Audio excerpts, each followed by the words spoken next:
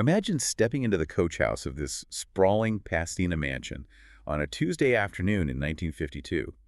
You open the door, and the air is just literally torn apart by an explosion. Right, a massive blast. Exactly. And when the dust finally settles and the police sift through the rubble, what they find is the physical residue of a collision that makes zero sense on paper. Yeah, it's a completely bizarre scene. Because on one side of the room you have shattered chemical apparatus, steel casings, drums of highly volatile solvents. Like the absolute cutting-edge tools of an elite aerospace engineer. Right. The kind of rigorous mathematics and chemistry that would eventually build the boosters for the space shuttle and help put rovers on Mars. But then right next to that, Yeah, right alongside that shattered glassware, they find robes, swords, altars, and these feverish journals of a practicing occultist. which is just wild to picture. Documents signed by a man calling himself Belarion Antichrist. So today we're doing a deep dive into the life of Jack Parsons. But we should be clear, we are not just doing a standard biography here. No, and we're definitely not doing a quirky, mad scientist retrospective either. Which is how his story is usually handled, to be honest. I mean, for 70 years, tabloids and historical retrospectives have just coasted on that juxtaposition. Oh, totally. The whole Jekyll and Hyde angle. Right. They frame it as this clean, binary split rocket scientist by day, black magician by night, dead in a mysterious explosion at 37. But treating those two halves of his life as separate spheres actually misses the entire mechanism of his tragedy. It really does. It misses the whole point. And that is the mission of our deep dive today. We are exploring a book by Adam Randacci titled Belarion, Jack Parsons, and the Problem of Constraint. It's such a fascinating read. It really is. My honest impression of this book is that it is genuinely distinctive. It's not just a history book. It takes this explosive, bizarre life and turns it into a rigorous intellectual case study. Yeah, it elevates the whole discussion. Specifically, it asks a question that applies to every single person listening to this right now. Like, how does freedom completely fail when it lacks structures for correction, consent, and return? That's the core of it. The author treats this history almost like a rescue operation conducted, a few decades too late. Oh, I like that phrasing. Yeah. The brilliance of Randacci's approach is that he takes Parsons' day job, his professional work in experimental rocketry, and uses it as the concrete governing metaphor to explain the absolute devastation of his personal life. Because he actually inhabited both of those worlds. Exactly. He uses the engineering of explosive material to talk about human commitment, intimacy, and belief. The book attempts to identify the exact kind of constraints that make true freedom possible. And how we can distinguish those necessary constraints from mere oppression or domination. Right, which is a huge distinction. Okay, let's unpack this, because the book also treats Parsons with this really fascinating mixture of sympathy and resistance. It doesn't let him off the hook. Not at all. It acknowledges his staggering raw intelligence, his generosity, and his sheer imaginative power against a very restrictive 1940s American culture. Because he was a genius in many ways. He was, but the book flatly refuses to let his charisma excuse the catastrophic damage he inflicted on the people around him. It demands accountability. Yeah, it asks, who pays when someone decides to turn their own life and the lives of their family members into a metaphysical experiment? And to understand how that personal experiment went so incredibly wrong, we first have to understand the sheer, undeniable genius of what he built professionally. Because his day job really does provide the vocabulary for everything else. It gives you the concrete language. We have to look at the literal engineering of constraint. Let's ground this in the history of Los Angeles for a minute. So Jack Parsons was born in 1914 into a wealthy Pasadena family. But his father was caught in an affair and ousted from the home when Jack was just a baby. So he grows up quite solitary. Very solitary. Fatherless, surrounded by wealth, but socially isolated. He's reading Arthurian legend. He's devouring pulp science fiction magazines like Astounding Stories, and he struggles in formal schooling. He was definitely not a conventional student. Not at all. He eventually bonds with a tough, working-class kid named Edward Foreman. By the time they are teenagers in the late 1920s, these two are out in the Arroyo Seco Canyon, blowing massive craters in the dirt with homemade gunpowder rockets. And if you look closely at those teenage experiments in the canyon, you see the earliest seed of his eventual masterpiece. How so? Well, gunpowder, if you just pack it into a tube, is highly erratic. To steady the burn rate of their backyard rockets, the teenage Parsons figured out that he needed a binder. Like a glue. Exactly. He proposed mixing the powder with a rudimentary glue and casting it inside paper and foil linings to give it structural integrity. Wow, so he was already figuring it out. Yeah, he was intuitively grasping the need to subordinate explosive power to a physical form before he was even old enough to drive a car. But then the Great Depression wipes out his family's fortune. Parsons has to drop out of junior college. He never gets a formal university degree. Which is a crucial detail for later. Right. He ends up working full-time at the Hercules Powder Company. And he's coming home every night with these blinding, debilitating headaches from breathing in nitroglycerin fumes all day. Which sounds awful. But because he is handling these highly sensitive explosives in a massive industrial setting, he is getting an education in chemical handling that you simply could not get in a university laboratory. That lack of formal credential becomes incredibly important by the mid-1930s. Parsons and Foreman realize they have hit a wall with backyard rocketry. They need actual math. They need mathematical rigor, and they need better equipment. So they attend a lecture at Caltech and essentially force an introduction to a brilliant young academic named Frank Molina. And Molina's a big deal, right? Yeah, he's a trained aerodynamicist, a protege of the legendary Theodore von Karman. Von Karman sees the raw, uncredentialed talent in Parsons and Foreman and gives them permission to use Caltech's facilities. Just based on their raw talent, that's amazing. Exactly. They form the JLCI Rocket Research Group. You have Molina doing the advanced theoretical math, Foreman building the steel hardware, and Parsons, the self-taught kid without a degree, running the propellant chemistry. And they get dubbed the Suicide Squad by the rest of the campus. Which was definitely not an exaggeration. No, because on Halloween of 1936, they do their first major motor test. They have multiple misfires, oxygen lines are leaking, and finally, an inadvertent ignition sets their entire testing apparatus ablaze right there on the pristine Caltech campus. Yeah, they did not make a good impression. They get permanently exiled back to the dust of the Arroyo Seco Canyon.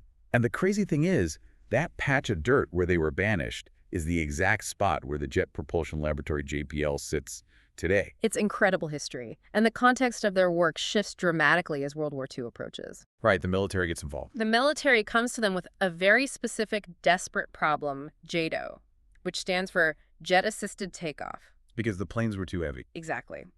The military had these heavily loaded bombers and transport aircraft that needed to launch from short, temporary island runways in the Pacific or from the decks of aircraft carriers. But they needed a boost. They needed auxiliary rocket boosters to get these massive planes into the air safely. The JLCI group split this problem into two parallel programs, liquid propellants and solid propellants. And Rendacci uses this split as the central technical metaphor for the entire book, which I found brilliant. It really works perfectly. I want to spend some time on this because understanding the physical mechanics of liquid versus solid rockets completely unlocks the psychological argument the book makes later. Yeah, we have to get into the chemistry a bit here. Let's look at the liquid program first, which was led by Molina and Martin Summerfield. They were building an engine that offered total control. But to get that control, they had to use hypergolic chemicals. Meaning chemicals that ignite spontaneously the second they touch each other. Right. They used red fuming nitric acid as their oxidizer and aniline as their fuel. We should probably clarify what an oxidizer actually does here because it's fundamental to rocketry. Yeah, break that down for us. Fire on Earth breathes the oxygen in our atmosphere, right?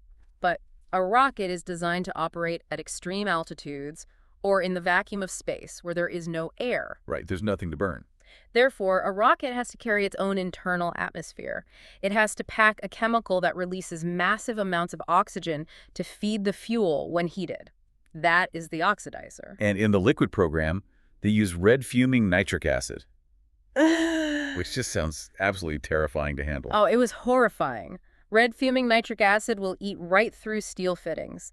It emits a highly toxic vapor just sitting in a tank. Just sitting there. Yes, and the fuel, aniline, is a toxic compound that will absorb directly through human skin and poison your bloodstream. So why on earth did the military want this? Because the military wanted liquid rockets for the bureaucracy of control they offer. A pilot sitting in a cockpit with a liquid engine actually has options. If you are rolling down a runway and a warning light flashes, you can just flip a switch, close a valve, cut off the flow of the acid and the aniline, and the engine cleanly shuts down. Exactly. You can abort. You can throttle it up, you can throttle it down. It is a machine based on small, revocable decisions. You can change your mind. But that revocability comes at an immense cost. You have to build complex plumbing, heavy pressurized tanks, delicate valves, and miles of wiring. And you're constantly managing the separation of two catastrophic liquids that desperately want to destroy each other. Right. Control is purchased with extreme, heavy, and toxic complexity. Now, contrast that entire philosophy with the solid rocket program that Jack Parsons was running. A solid rocket motor is the complete opposite of a bureaucracy. It is austerity itself. It's so simple. It's just a steel casing, a nozzle at the bottom, and a packed grain of solid propellant inside. There are 0 moving parts. No valves, no pumps, no plumbing.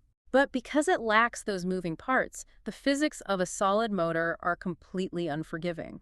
The early solid units they built used a pressed composite, right? Yeah, they would take a chemical fuel and an oxidizer in powder form and literally press them into the steel casing under thousands of pounds of pressure until they formed a solid block. But there was a fatal flaw in this architecture. Temperature changes on the tarmac would cause the steel casing and the chemical powders to expand and contract at different rates. Which is a massive problem. Right, because this caused microscopic cracks to form inside the solid block of propellant. And a crack in a solid rocket is a death sentence. Wait, really? Why is a microscopic crack so dangerous? Because if you ignite a solid grain that has a fissure in it, the hot ignition gas immediately drives deep into that crack. Fire burns on the surface area of the fuel. Oh, I see. A crack suddenly and drastically multiplies the available burning surface area inside the motor. The chemical reaction spikes, the internal pressure climbs exponentially faster than the nozzle can vent the exhaust, and within milliseconds, the steel casing bursts like a pipe bomb. The military was terrified of this. A perfectly sound O.T.O unit could sit in a storage depot in the hot sun, develop a hairline fracture, and become a lethal bomb that would blow the wing off a plane the moment the pilot ignited it. It was so bad that Parsons and his team had to wake up at 3 in the morning on test days just to press the powder into the casings fresh so the temperature wouldn't have time to crack them before they were fired. Because firing a solid rocket is a single, irrevocable decision. Here's where it gets really interesting. It's exactly like jumping out of an airplane. That's a great analogy. The moment you pull that ripcord, or the moment the pilot strikes the electrical match to ignite a solid O.T.O unit, they are 100% committed. There is no valve to turn off. There is no abort sequence at all. The pilot has surrendered all control to whatever the thrust does next. The commitment is the design. You get mechanical simplicity, but you pay for it with total, unalterable commitment. Which is why Parsons' breakthrough in June of 1942 is considered an absolute masterpiece of chemical engineering. It was designated GLCIT 53. So what did he do?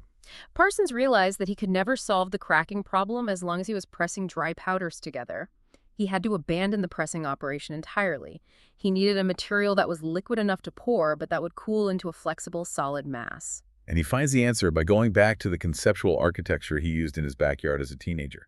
He needed a binder. Exactly. And what he used is crazy. He literally walked out to a construction site, bought commercial roofing asphalt, and brought it back to the lab. Just standard roofing He melted the asphalt down in a kettle, using it as both the physical binder and the carbon fuel. Yeah. He stirred in a chemical called potassium perchlorate to act as the oxidizer.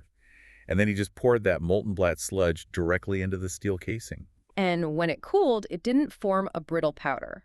It formed one dense, continuous, unbroken, slightly rubbery grain. So it could bend. Yes, it bonded perfectly to the sides of the steel casing. It expanded and contracted with the temperature without ever cracking. He eliminated the compaction voids entirely. Parsons invented the castable, storable composite propellant. He created power that waits. Fire that you can put on a shelf for 5 years and trust with your life. He made committed, irrevocable, solid propulsion safe and dependable. And that exact paradigm, the castable composite grain, is the direct ancestor of the Minuteman nuclear missiles and the massive white booster rockets that lifted the space shuttle into orbit. Yeah, it changed everything. Yeah. And Randacci uses this breakthrough to establish the central philosophical thesis of the book. This is where the metaphor clicks into place. Right. Parsons is very often celebrated in modern occult and counterculture circles as a champion of total unrestrained liberation. But Randacci points out the supreme irony here. Parsons did not liberate combustion. Because combustion doesn't need to be liberated. Left entirely to its own devices, without any boundaries, combustion is already perfectly free. And its freedom is called an explosion. It is just a destructive, momentary bang. What Parsons actually did in the laboratory was subordinate combustion to an intense physical architecture. He locked it down. He did. The heavy steel chamber dictates the maximum pressure the fire can reach. The engineered nozzle dictates the specific direction the energy is allowed to flow. And the rubbery asphalt grain that he poured dictates the exact schedule of the burning rate before the match is ever struck. A rocket is not a liberated fire. Rendati writes, "A rocket is an explosion that has accepted a constitution." I love that line. Me too. Parsons was the man who learned how to draft a constitution that fire would actually ratify. The tragedy of Jack Parsons and the engine of this entire narrative is that he possessed this profound, world-changing understanding of enabling constraints in the physical world. He was a master of it. He worked collaboratively, he submitted his theories to the rigorous instrumentation of his peers, he accepted material correction when an engine blew up on the test stand. He knew that fire requires a form capable of preserving what it illuminates. But the moment he clocked out of JPL and went home, he violently rejected that exact same logic in his spiritual and domestic life. So we really have to look at the night shift. We've seen how he successfully constrained physical fire. Now we need to look at what happens when a person deliberately dismantles the chamber and the nozzle in their own psychology. This is where things get really dark. Yeah. In 1939, Parsons and his wife Helen attend a Gnostic Mass in Los Angeles. This was hosted by the Ordo Templi Orientis, or O.T.O., which was an occult order headed by the British magician Aleister Crowley. And Parsons is instantly mesmerized. Hooked immediately. The ritual, the theatricality, the explicit rejection of Christian morality, it appeals to every rebellious instinct he has. By 1942, he has been appointed the head of the Agape Lodge. He's corresponding directly with Crowley in England. And he is heavily funding their communal living arrangement, a sprawling mansion on Millionaire's Mile in Pasadena known as the Parsonage. At the Parsonage, Parsons was actively pursuing two interconnected goals: the deliberate dissolution of his own ego and the total abolition of societal norms surrounding property, sex, and hierarchy. He wanted no limits. Exactly. And Rendacci provides a really crucial philosophical framework here to explain what Parsons was trying to do and why it ultimately failed. He introduces a distinction between two entirely different types of rules: dead constraints and enabling constraints. How does the book define a dead constraint? Because Parsons clearly saw himself as a crusader against them. A dead constraint is a limitation or a rule that persists long after it has ceased to serve the life inside it. It's an empty shell. Like an outdated law. Yeah, think of dogmas that enforce conformity but offer no spiritual nourishment. Think of social stigmas that serve no function other than generating shame and fear. Or arbitrary institutional authority that exists only to comfort the people who hold the power. Okay, that makes sense. Parsons looked at the 1940s, an era of strict loyalty oaths, military conscription, the pathologizing of human sexuality, the rigid nuclear family, and he correctly identified these as dead constraints. He hated them. And objectively, he was kind of ahead of his time in his critique of them. He definitely was, but the disaster stems from his inability to distinguish those dead constraints from enabling constraints. Right. An enabling constraint is a boundary that actually makes a capacity possible. It doesn't restrict a freedom, it generates an ability. Like a grammar system. Exactly. The grammar of a language is an enabling constraint. It restricts the random noises you can make, but by doing so, it creates the capacity for complex communication. A legal contract restricts your future behavior, but it creates the capacity for a durable business partnership. And the requirement for mutual consent restricts your sexual behavior, but it generates the capacity for actual intimacy. And, returning to the governing metaphor, the heavy steel chamber of a rocket is an enabling constraint. It restricts the expansion of the gas, but in doing so, it creates thrust. If you strip away an enabling constraint, you do not gain more freedom. You simply destroy the capacity entirely. Take away the chamber, you don't get a faster rocket, you get a grenade. Such a powerful image. Parsons wanted to dismantle the dead constraints of his era, but he swung the sledgehammer too widely. He systematically demolished the enabling constraints of his own life, the structures whose sole function was correction, verification, and answerability to other human beings. The human cost of that demolition is where this book really separates itself from previous biographies. It refuses to gloss over the collateral damage. We see the consequences immediately in his marriage to Helen. It's hard to read, honestly. It is. The book carefully reconstructs the domestic dynamics of the parsonage to demonstrate that while occult doctrine preached total freedom, the people living there did not experience the permissions of that doctrine equally. No, the power dynamics were very skewed. In 1941, while Helen is away visiting relatives, Parsons initiates a sexual relationship with Helen's younger half-sister, Sarah, who went by the name Betty. Who was living with them, right? Yes. Betty had moved into their household when she was 15 and was 17 when the affair began. Parsons doesn't try to hide this from Helen when she returns. Instead, he justifies it using the vocabulary of Crowley's philosophy. The whole do what thou wilt thing. Exactly. The core tenet of the lemma is, do what thou wilt shall be the whole of the law. Parsons argues that his relationship with Betty is an expression of his true will, an authentic spiritual liberation that cannot be judged by the dead constraints of bourgeois morality. So he just tells his wife he's sleeping with her teenage sister because it's his spiritual destiny. He tells Helen that he prefers Betty, and while he technically admits fault for hurting her, he states explicitly that he would make the exact same choice again. The sequence of events is vital here. The historical narrative often paints Helen as someone who just drifted away from the marriage. But Rendachi points out that Helen did not abandon the structure of the marriage first. Yeah. Parsons breached it. He blew up the chamber. He used the language of metaphysical liberation to retroactively justify a profound betrayal. And then he just watched as Helen, emotionally devastated, sought attachment elsewhere within the same house, eventually entering a relationship with his occult mentor, Wilford Talbot Smith. And the most suffocating aspect of this is that they all remained living under the same roof at the parsonage. That sounds like a nightmare. It was. When Helen experienced the very natural human agony of jealousy over her husband sleeping with her teenage sister, the occult doctrine was used against her. She was told that her jealousy was not a legitimate response to betrayal, but rather a defect in her own spiritual evolution. Oh, that is so manipulative. She was made to feel that she was failing an initiatory ordeal. Personal injury was rebranded as spiritual instruction. This is exactly what I meant about the book, asking who pays when someone turns life into an experiment. It completely recontextualizes Parsons. He wasn't just a misunderstood rebel fighting the system. He claimed total freedom for himself when he left Helen for Betty. But because his doctrine demanded that he grant that exact same absolute freedom to everyone else, he was systematically stripping away the defensive walls of his own life. He had no boundaries, no gates, no criteria for protecting his own household. And because he deliberately removed the enabling constraints of his domestic life, because his personal chamber was completely unguarded, he was entirely vulnerable when a highly volatile, predatory new element walked through the front doors of the parsonage in August of 1945. And that element was L. Ron Hubbard. Yep. Long before Scientology, Hubbard was a charismatic Navy officer on leave in Pasadena, making his living writing pulp science fiction. Yeah. He shows up at the mansion, and Parsons is absolutely enthralled by him. Hubbard possessed this staggering improvisational intelligence. He really did. He could walk into a room, identify the symbolic vocabulary that people were using, and immediately synthesize it.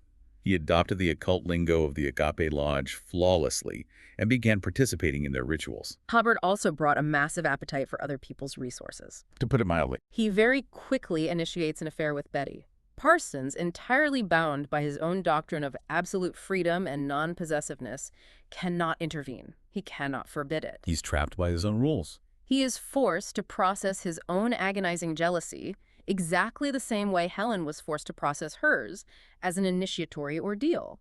He takes his very real, very legitimate emotional pain and converts it into fuel for further magical rituals, rather than treating it as a blaring alarm system that his life is being invaded. The culmination of this invasion is the Allied Enterprises disaster, which is easily one of the most chilling chapters in the book. Hubbard and Betty decide they want to go into business with Parsons. It's just a classic con setup. It is. They propose a partnership where they will travel to the East Coast, purchase yachts on the cheap, sail them through the Panama Canal, and sell them at a massive markup in California. And Parsons agrees to fund it. The financial mechanics of this partnership are astounding. Parsons, who is incredibly generous and entirely trusting, liquidates almost all of his assets. Wait, all of them? Yeah, almost all. He sells his stock in Aerojet, the aerospace company he co-founded, which would later be worth an astronomical fortune. He puts roughly $21,000 into the Allied Enterprises account. Which in 1945 is a massive amount of money. A fortune. And Hubbard, in contrast, contributes about $1,000. Hubbard and Betty leave for the East Coast, and then, predictably, they siphon the money out of the partnership, buy boats for their own personal use in Miami, and prepare to flee the country. It is a textbook, devastating con. But Randazzi forces us to ask a harder question. How does a guy like Parsons fall for this? That's the real mystery. Right. By day, Parsons is an experimental scientist. He spends his entire professional life distinguishing real thrust from wishful instrument readings.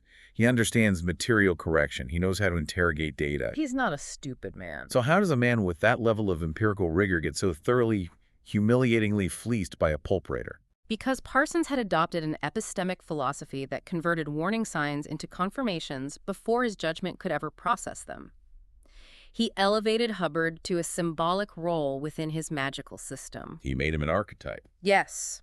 He decided Hubbard was a seer, a brother of the work, an archetype of the rebel. Parsons made the fatal error of trusting the archetype over the incentives. Let's break down archetypes versus incentives, because it's a brilliant diagnosis. Parsons assumed that because he and Hubbard shared a mutual rebellion against 1940s societal norms, they must share the same underlying moral character. But you can despise an institution for completely different reasons. Exactly. Parsons despised the norms of his day because he was seeking a higher, more authentic, boundary-dissolving truth. Hubbard despised those same norms because they were inconvenient obstacles to his own self-enrichment. Parsons looked at the archetype of the rebel. He completely ignored the financial and behavioral incentives Hubbard was demonstrating. When you trust an archetype over a person's behavior under temptation, you are deliberately disabling your own alarm system. You're throwing away the instrumentation. Right. The enabling constraints of civic life legal contracts, staged escrow disbursements, independent audits, they do not exist simply because human beings are inherently wicked.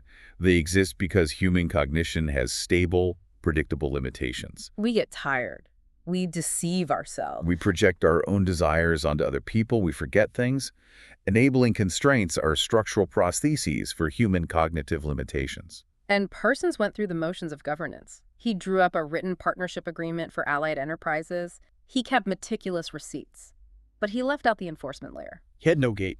Randazzi writes this incredible line: "A receipt without a gate is just a well-documented loss." Wow. Parsons instrumented his financial engine, but he gave it inadequate walls. He handed over $21,000 without any phased disbursement tied to verifiable milestones. He did with his fortune precisely what he never did with the O.T.O rocket. He ignited it without a chamber. The aftermath of this theft provides a terrifying look at what Randazzi calls an epistemic loop. Because when Parsons discovers that Hubbard and Betty have absconded to Miami with his life savings, he takes a train down to Florida. He finds out they are already out at sea. And what does the elite aerospace engineer do to recover his stolen fortune? He goes back to his hotel room, draws a circle, and performs a full magical invocation of Bartzabel, the spirit of Mars, commanding the elemental forces to summon a storm. And as he's performing this ritual, a sudden squall actually hits the coast, and it physically forces Hubbard's vessel back into port where Parsons can confront them. And Parsons records this event in his diary as a massive, validating success for his magical system. We have to pause and look at the architecture of that conclusion. Reality has just delivered a catastrophic, unambiguous verdict on his life. His fortune is gone, his trusted magical brother stole it, his lover left him, his business is ruined, and the mundane legal system is his only mechanism for partial recovery. The real world just crushed him. But Parsons' internal operating system manages to metabolize this complete real-world devastation into a confirmation of its own supernatural power. Because the squall brought the boat back, he thinks his magic worked, completely ignoring the fact that his life is in ruins. Exactly. His framework could convert even its own disasters into evidence for itself. That is the definition of an epistemic loop. It stopped being a methodology for understanding the world and became a psychological solvent that dissolved any data that contradicted it.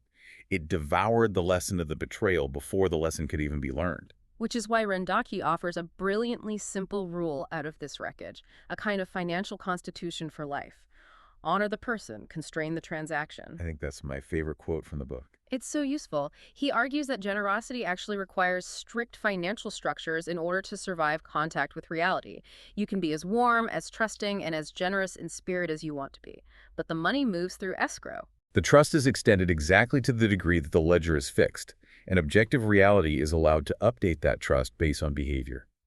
Following the betrayal in Miami, Parsons is emotionally shattered and financially ruined. He retreats alone into the Mojave Desert in the spring of 1946. And this is where the book makes a massive pivot. It really shifts gears here. While in the desert, Parsons experiences a profound psychological event. He believes he is receiving a text dictated directly to him by a preternatural intelligence, a goddess. He calls this text Leader 49, or the Book of Babylon. At this point in the narrative, some readers might experience whiplash. The book stops being a historical biography. It shifts into a dense philosophical diagnosis of Parsons's mindset, and then Rendaki essentially starts building a new ethical and epistemic operating system right there on the page. It's fair to say that Parsons becomes a launch vehicle for Rendachi's own theories of mind. I felt that shift, but honestly, because the author is so transparent about it, it feels exhilarating rather than like a bait and switch.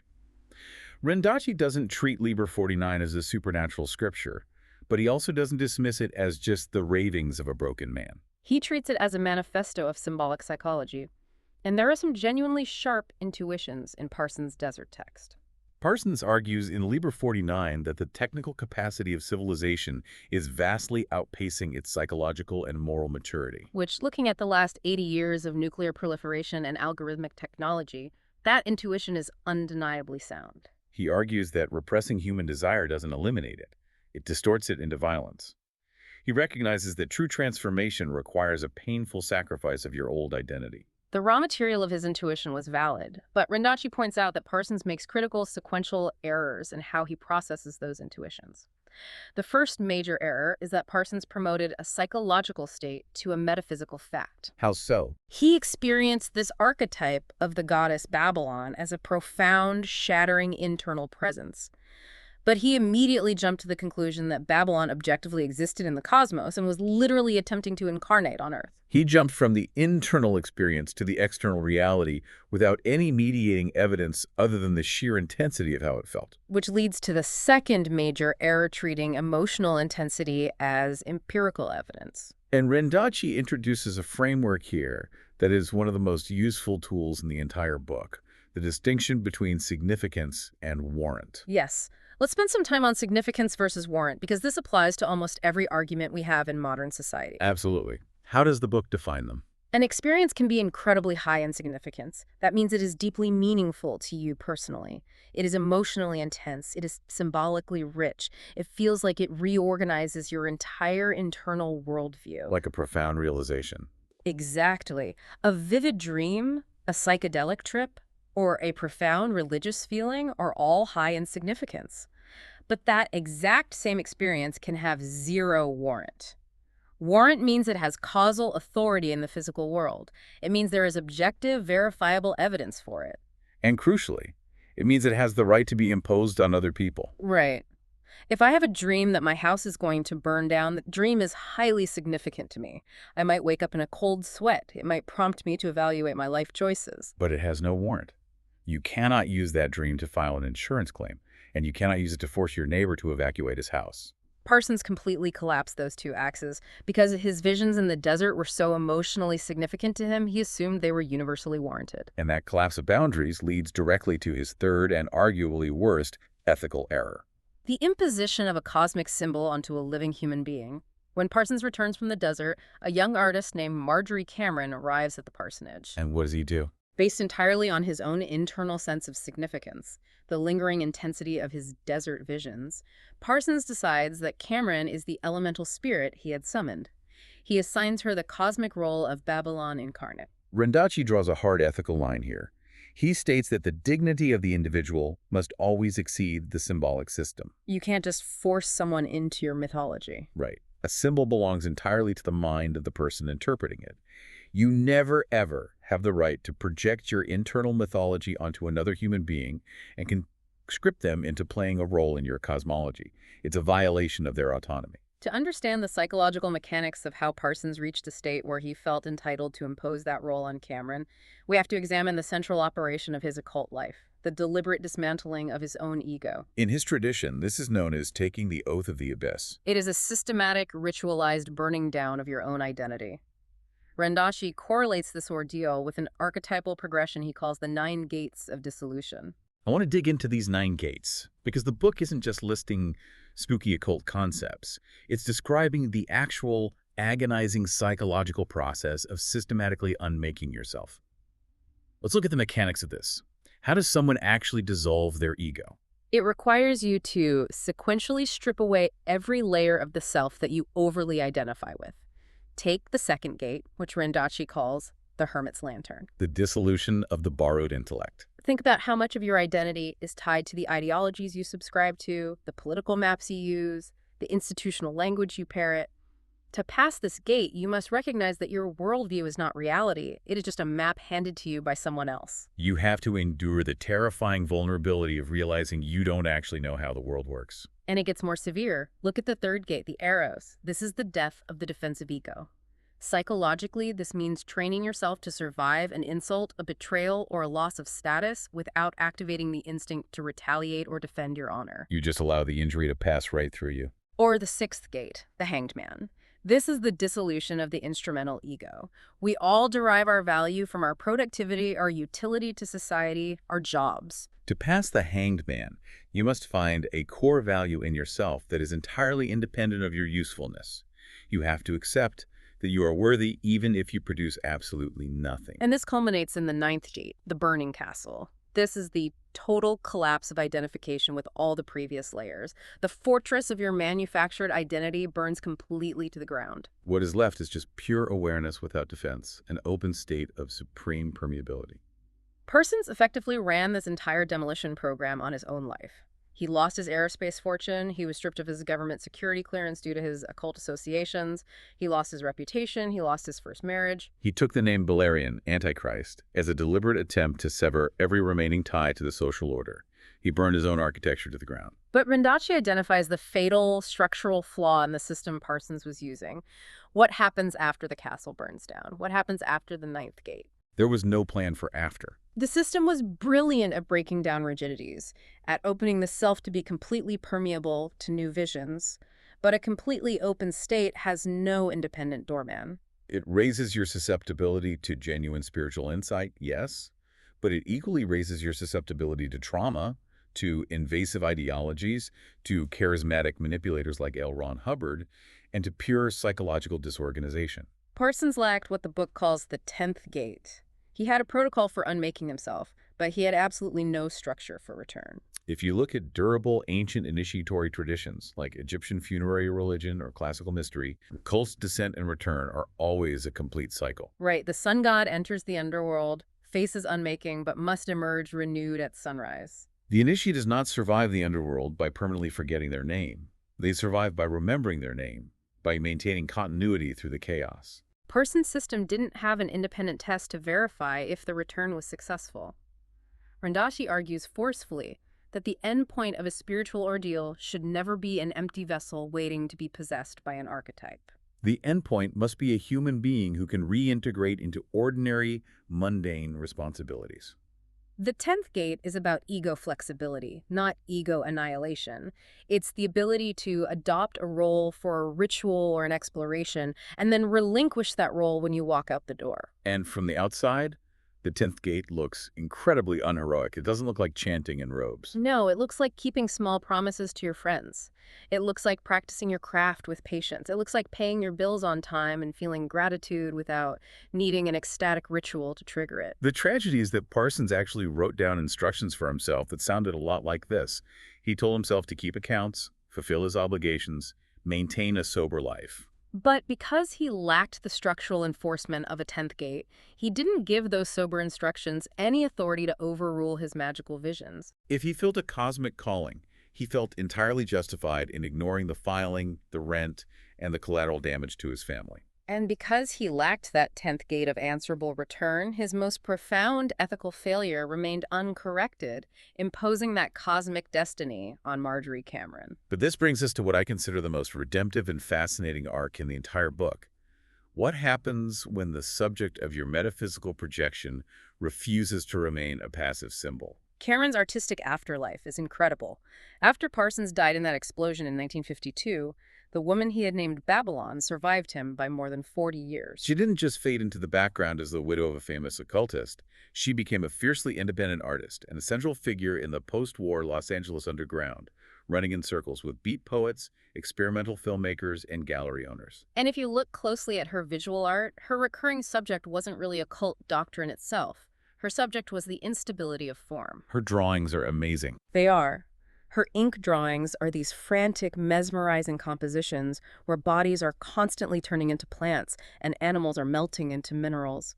Faces condense out of these nervous strokes of ink, and they always look like they are threatening to dissolve right back into the paper. Rendachi makes a brilliant observation here. Parsons was always trying to violently push through the far side of transformation. Cameron drew the inside of the transformation, and she stayed there. But her artistic career also provides the perfect real-world test of Rendachi's thesis about constraints. The book points out that when Cameron drew without any external constraints, her work sometimes failed in a very specific way. She would overwork the page. Every square inch of the paper received the same febrile, intense linear treatment.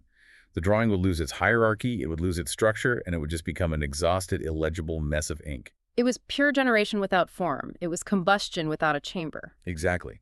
But her most coherent, powerful, and enduring work was a suite of drawings she created to accompany a book of Parsons poems called Songs for the Witch Woman.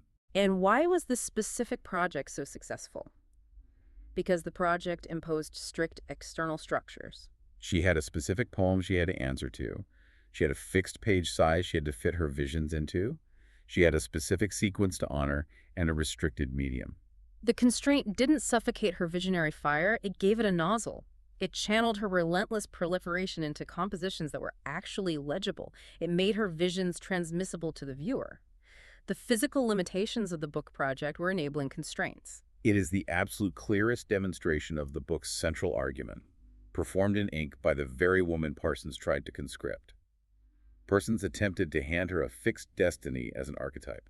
She took that imposed symbol, altered it, crossed it with her own lived experience, and built an oeuvre, a tangible body of work. She inhabited the role of Babylon as a working garment, not as a final verdict. She proved Rendachi's rule. The dignity of the individual always exceeds the symbolic system. But as much as I love this framework of liberation through answerable form, I want to push back on the book a little bit here. I have a reservation about how perfectly everything fits together. Let's hear it. The framework is almost too perfect. It's totally totalizing. The book uses this concept of unanswerable form to explain his marriage failing, his money being stolen, his security clearance being revoked, his psychological breakdown, and even his physical death. It all slots into this central argument flawlessly. But a truly trustworthy historical or psychological framework has to allow for contingencies. It has to show what it does not explain. Sometimes a guy working with fulminate of mercury drops a coffee can just because his hand slipped on a humid Tuesday, not because his epistemic operating system lacked a 10th gate of return, It's a very valid critique. If a framework can metabolize every single event into evidence for its own central thesis, it risks becoming exactly the kind of epistemic loop that Parsons fell into in Miami. Exactly. It needs blind spots. Rendachi attempts to guard against this totalizing effect by introducing the concept of the ledger, acknowledging the types of errors any system of governance or constraint will inevitably make. The ledger is essentially how an individual or an institution tracks the consequences of their beliefs against objective reality. And Rendachi breaks the ledger down into 3 types of errors. Let's look at ash errors and ember errors.